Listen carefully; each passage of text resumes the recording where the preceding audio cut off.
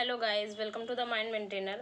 आज हम लोग बिहार जुडिशरी का जो एग्ज़ाम होने वाला है उसको देखते हुए कुछ रिसेंट केसेस 2020 के और 2019 और 20 के केसेस को देखेंगे। तो देखिए, पहला केस है हमारा Yashwant Sinha and others versus CBI and others का।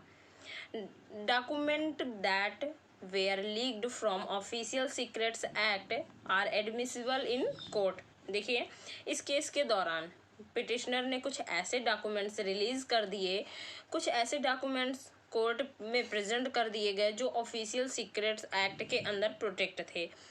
तो अब ये क्वेश्चन उठा, वो डॉक्यूमेंट जो ऑफिशियल सीक्रेट्स एक्ट के अंदर प्रोटेक्टेड हैं, अगर उनका अनऑथोराइज्ड एक्सेस किसी को मिल जाता है तो वो क्या एडमिसिबल होंगे या नहीं। कोर्ट ने इस क्वेश्चन को टू पार्ट में डिवाइड किया और कहा कि देखिए, पहला कहा, कोर्ट ने ये कहा कि जहां तक कोर्ट में डॉक्यूमेंट को प्रेजेंट करने की बात है तो ऑफिशियल सीक्रेट एक्ट ऐसा कोई बार प्रोहिबिशन नहीं लगाता है कि ये डॉक्यूमेंट्स कोर्ट में प्रेजेंट नहीं हो सकते, वो अभी भी कोर्ट में एडमिसिबल होंगे। सेकंड पॉइंट कहता है, मतलब जो था सेकंड कह रहा है कि कोर्ट ने कहा कि वे लोग जो मीडिया हाउस जिन्होंने ऑफिशियल सीक्रेट एक्ट्स के डॉक्यूमेंट को अनऑथोराइज्ड तरीके से रिलीज किया है, उनके अगेंस्ट एक अलग इंडिपेंडेंट क्रिमिनल प्रोसीडिंग प्रस्तुत की जा सकती है, ये कहा। देखिए, नेक्स्ट केस है इसमें मनोहर लाल शर्मा वर्सेस नरेंद्र मोदी का।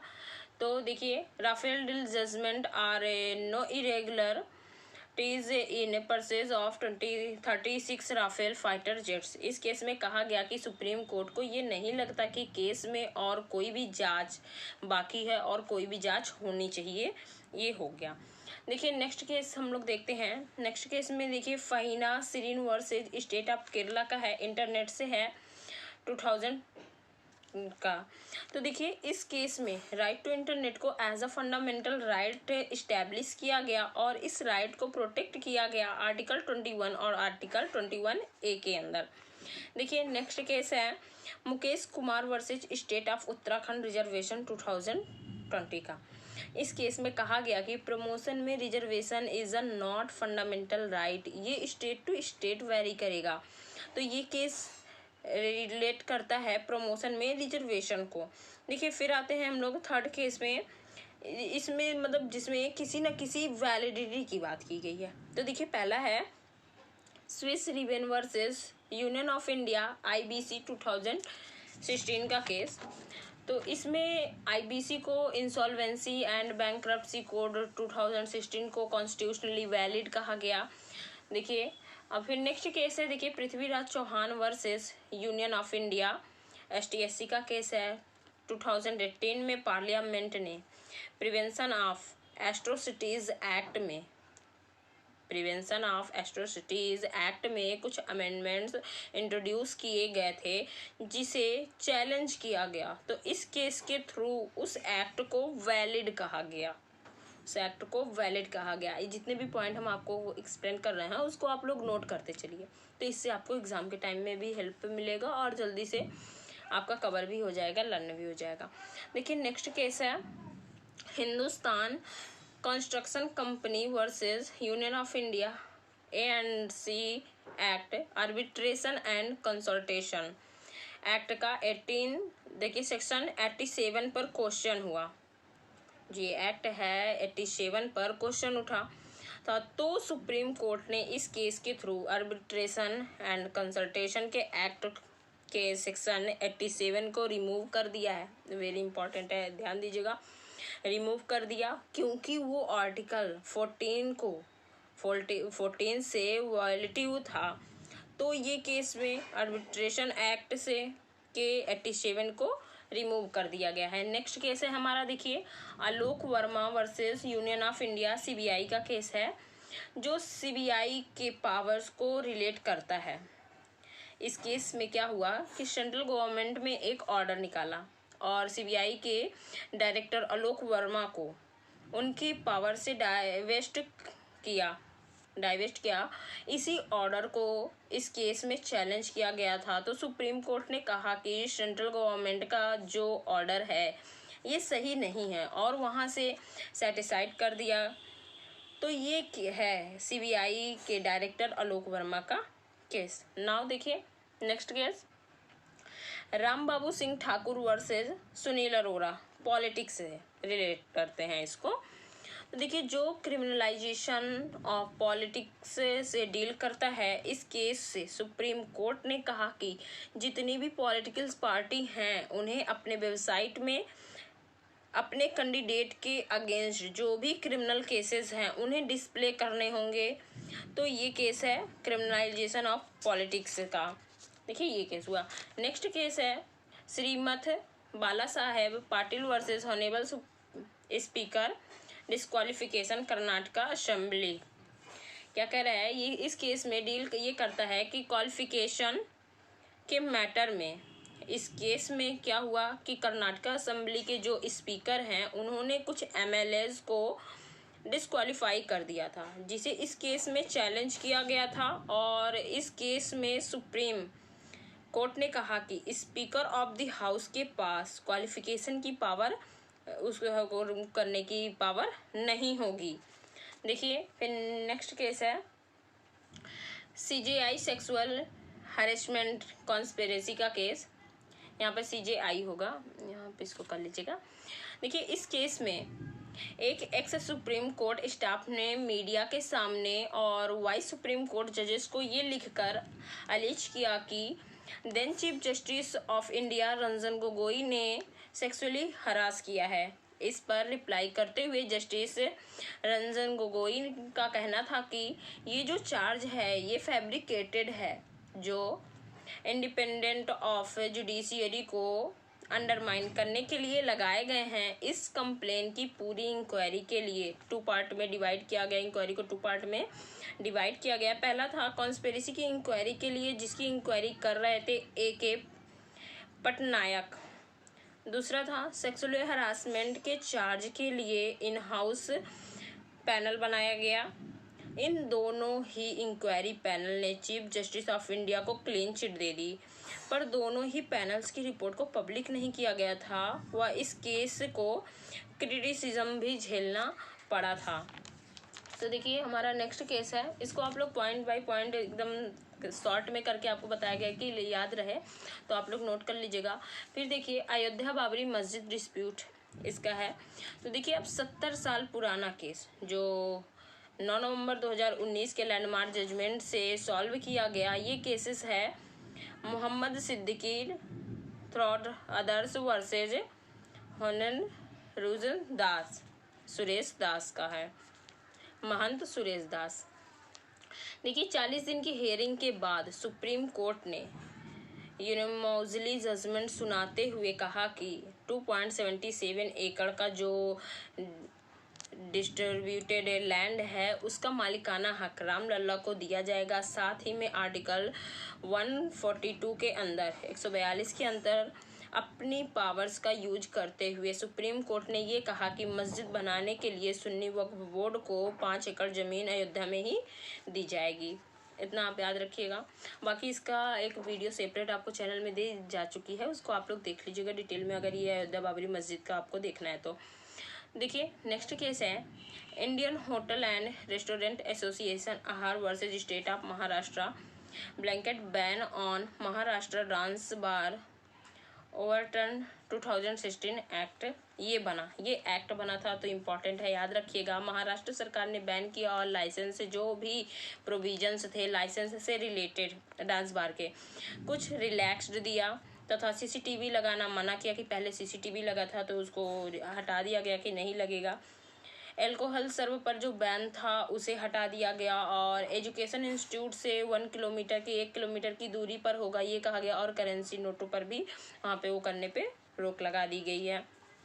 देखिए नेक्स्ट केस है central public information officer supreme court versus Subhash Chandra Agarwal, CJI falls under RTI.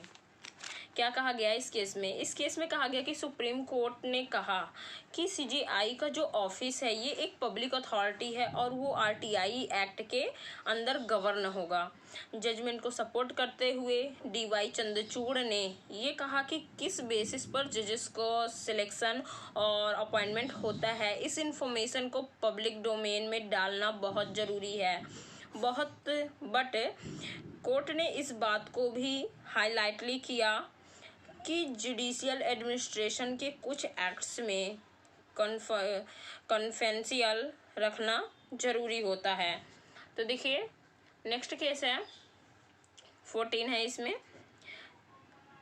कांतारू Rajeevaru versus Indian young lawyer association Sabarimala review case issues of essential religious parties. तो देखिए इसमें क्या कहा गया था, सबरीमाला मंदिर का है जो केस। तो देखिए इसका केस का जो नाम है वो अलग है, उसको याद रखिएगा क्योंकि आपको घुमा के भी क्वेश्चंस बना सकते हैं। इस केस का नाम क्या है?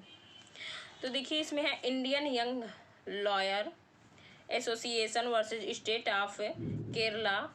ये ओरिजिनल केस था जो 2006 में फाइल किया गया था। 2018 के लैंडमार्क जजमेंट से इस प्रोहिबिशन को हटाया गया, जिसके लिए ये प्रेजेंट केस फाइल किया गया। अब जो ये प्रेजेंट केस है उसमें ये डिसाइड होना था कि क्या सुप्रीम कोर्ट ऐसे ही रिलीजियस में इंटरफेयर कर सकती है या नहीं, ऐसे था। तो बाकी तो बैन हट गया है उस पे से। तो देखिए नेक्स्ट केस है अनोखी लाल versus state of Madhya Pradesh का for trial of offences punishable with live sentence और डेथ। लॉयर से रिक्वायर मिनिमम 10 ईयर प्रैक्टिस। इस केस में कहा गया कि सुप्रीम कोर्ट ने कहा गाइडलाइन जारी करते हुए कहा कि ऐसा कोई भी पर्सन सीरियस ऑफेंस के लिए एक्यूज्ड जो लाइफ सेंटेंस या डेथ सेंटेंस को जिन्हें रिप्रेजेंट करने वाले जो एडवोकेट होंगे वो बार में मिनिमम 10 ईयर प्रैक्टिस कर चुके होने चाहिए, ये कह रहा है ये। देखिए अब थोड़ा सा हम लोग बात करते हैं जो ये रिसेंट में अमेंडमेंट हुए थे उस अमेंडमेंट कॉन्स्टिट्यूशन, उसमें हम लोग थोड़ा सा इसको देख लेते हैं कि ये क्या है। ये 101 का जो ये फर्स्ट अमेंडमेंट है इसको भी देख लेते हैं। तो देखिए ये क्या कहता है, 101 जो था इंट्रोडक्शन ऑफ जीएसटी, जो देखिए आर्टिकल 246A को रिलेट करता है। तो देखिए इसमें goods and service tax introduce किए गए, इसलिए इसे रिलेटिंग टू प्रोविजंस है कॉन्स्टिट्यूशन का आर्टिकल 246A। देखिए सेकंड है 2018 का अमेंडमेंट, सारे इंपॉर्टेंट हैं। तो इस अमेंडमेंट एक्ट से national commission of backward classes को as a constitutional body establish किया गया था। इसका रिलेटिंग प्रोविजन से देखिए कॉन्स्टिट्यूशन का आर्टिकल 338B 338B है। फिर देखिए थर्ड अमेंडमेंट 2019 का है रिजर्वेशन का। देखिए इस कंट्रोवर्शियल अमेंडमेंट एक्ट से इकोनॉमिकली वीकर्स सेक्शन के लिए रिजर्वेशन इंट्रोड्यूस किया गया और कॉन्स्टिट्यूशन में 15 sub clause 6 and 16 sub clause 6 को ऐड किया गया। इस 103rd अमेंडमेंट एक्ट से इकोनॉमिकल वीकर सेक्शन को 10% के कैप के साथ रिजर्वेशन दिया गया था। अब देखिए 104th 2020 का, इस अमेंडमेंट एक्ट से ST/SC को to Lok Sabha and state assembly की सीट्स पर रिजर्वेशन मिलता था, जिसे 10 साल और के लिए एक्सटेंड किया गया। तो ये रिजर्वेशन ऑलरेडी था, इस अमेंडमेंट एक्ट से 10 साल के लिए और एक्सटेंड कर दिया गया है।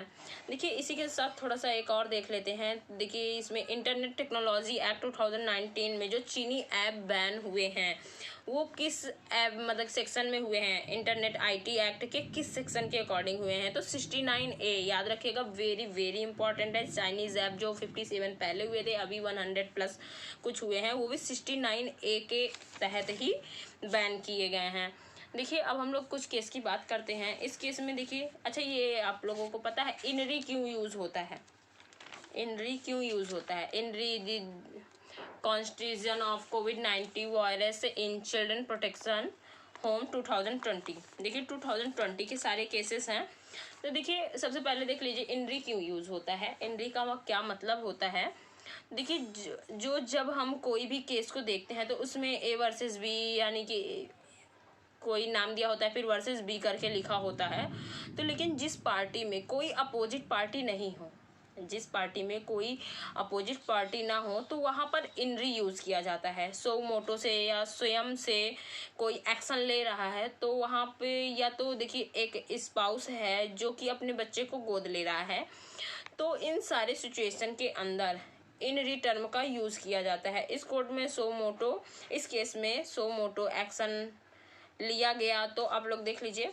अब देखिए आते हैं इसमें केस में क्या कहा गया। देखिए आप इसको देखिए, दीपक गुप्ता जस्टिस थे इसमें N Rao.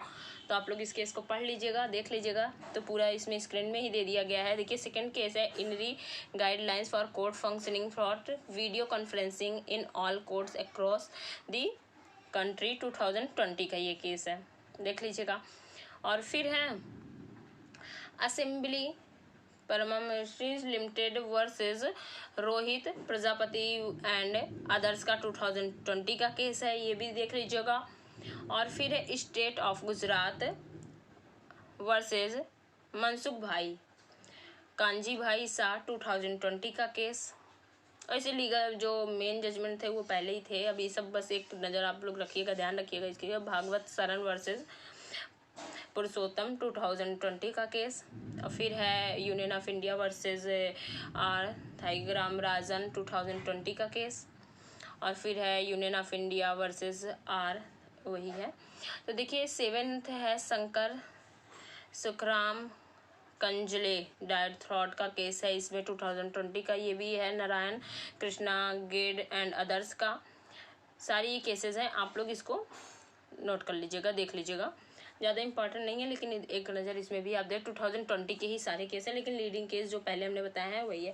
I hope guys आपको समझ में आया, और समझ में आया तो लाइक और शेयर जरूर कर दीजिएगा। Thank you guys.